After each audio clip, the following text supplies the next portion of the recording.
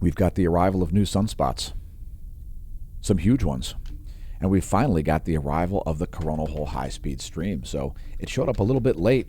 NOAA was off by about a full day in terms of forecasting that coronal hole high-speed stream, but it's here now. So let's get to it. And we've started things out here with some stargazing. The closest star in our house favorite wavelength, 171 angstroms. And the area to watch is this area over here,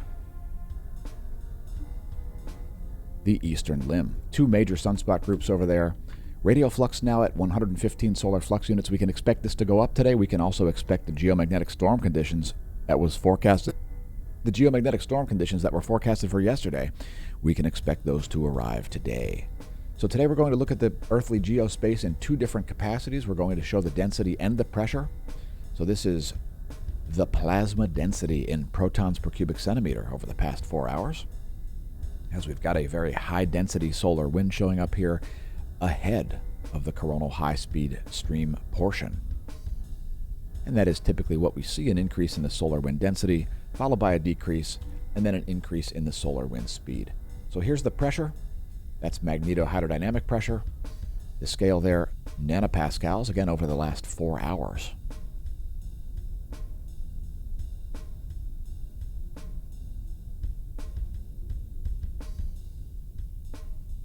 Again, that's our Geospace Magnetosphere movie.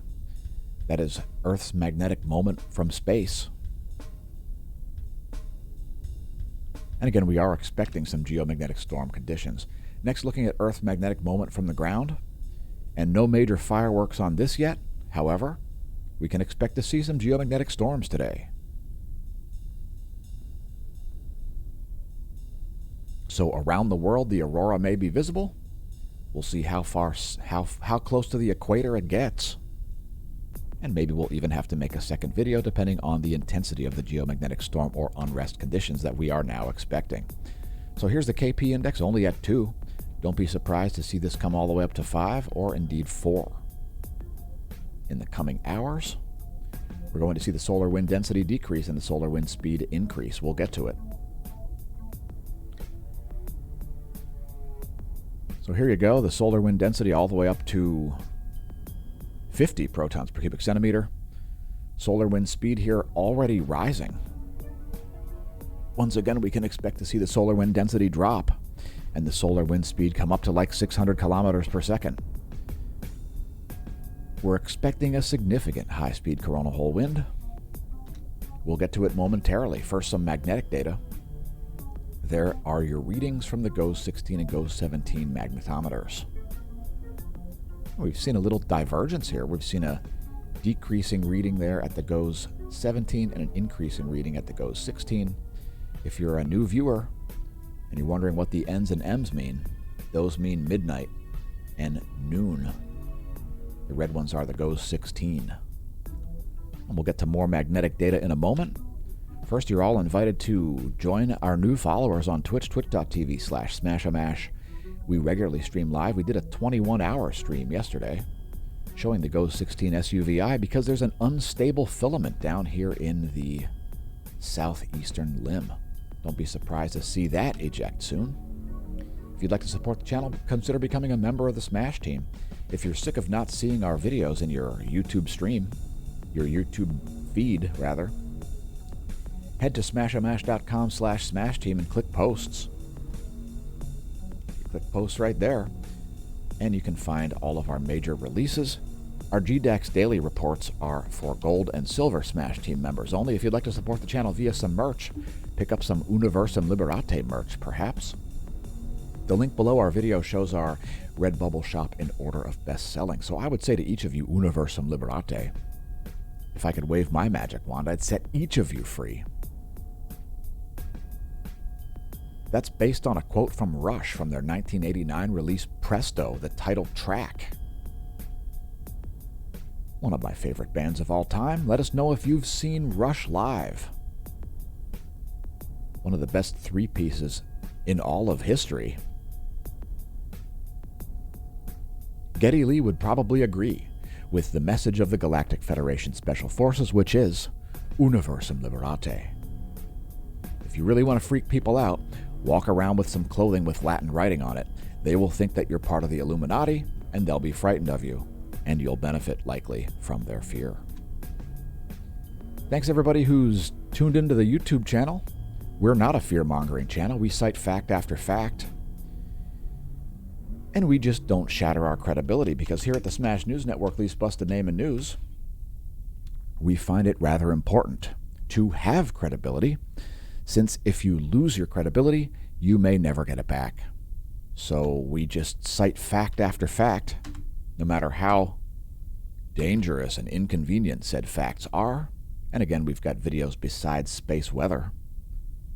So check out our playlists at youtube.com/smashamash. And again, if our videos aren't appearing in your subscription feed, head to smashamash.com/smashteam. You can find links on our homepage to that right there at the top of the page, as well as a graphical link that you can click on.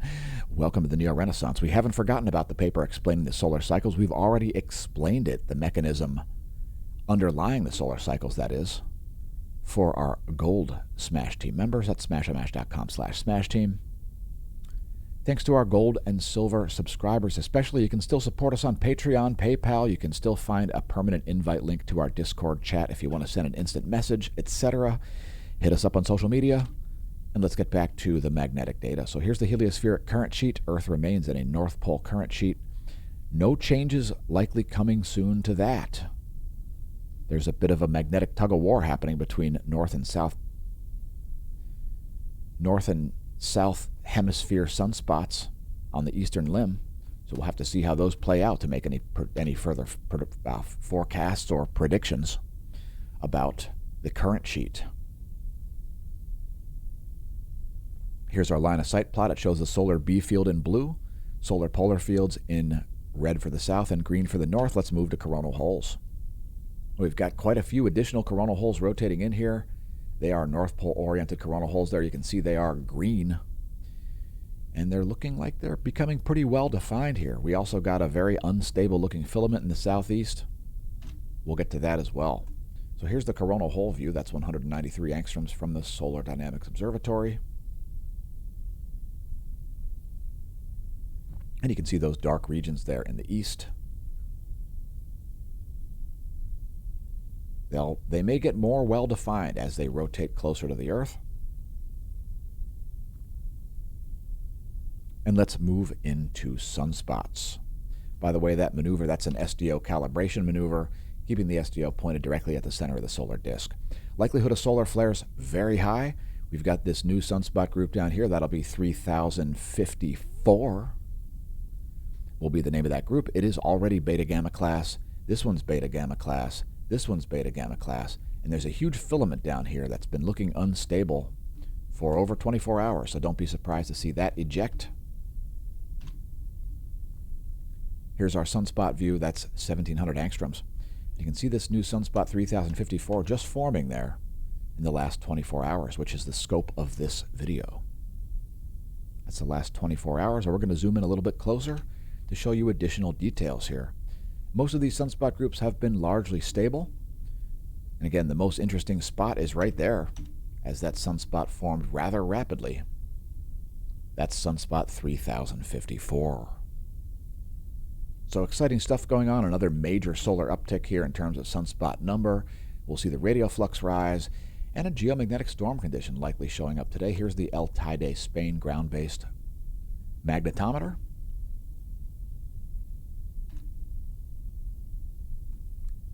And flaring has been calm, but if you look at the 7-day chart, you can see a big uptick there on July 5th especially.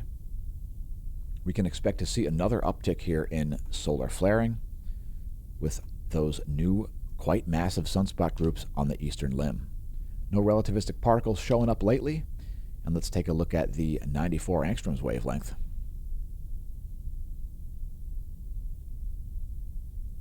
All eyes on the eastern limb. Those are the most likely places to see solar flares. Here's a close-up. Again, if we are going to see some X-ray output, these are the highest X-ray output regions of the closest star. And that movement, again, that's the SDO calibration maneuver to make sure it's aimed directly at the center of the solar disk.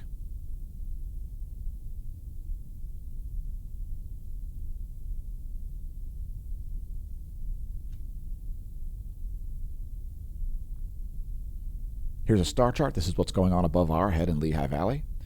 This is from in-the-sky.org. If you're wondering what star chart it is, it's the all-sky chart. Just put in your location. The yellow line is the ecliptic, and the sun is moving toward the crossing of the galactic plane, right behind Mercury. Multiple planets overhead at the moment: Saturn, Jupiter, Mars, Venus, and Mercury, all rising ahead of the sun. How about a solar system forecast? We've got exactly half a moon at the moment. Let's advance this 1 week. It's 7/7/2022. Here's where things will be in a week. That looks like full moon day on the 14th.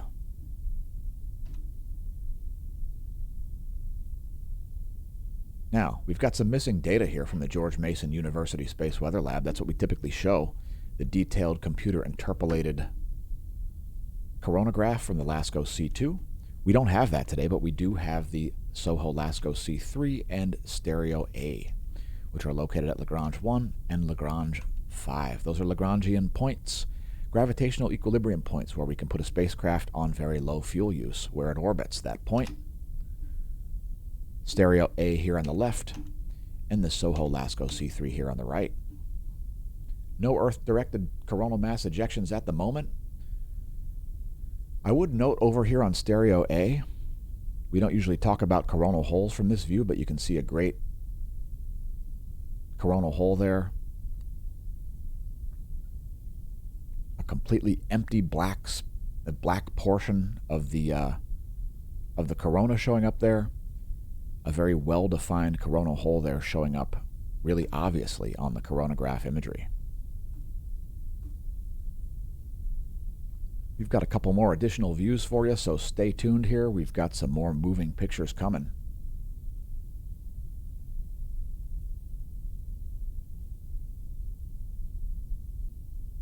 And don't be surprised to see some activity around here on the SOHO LASCO, because there's a huge unstable filament in the southeastern limb.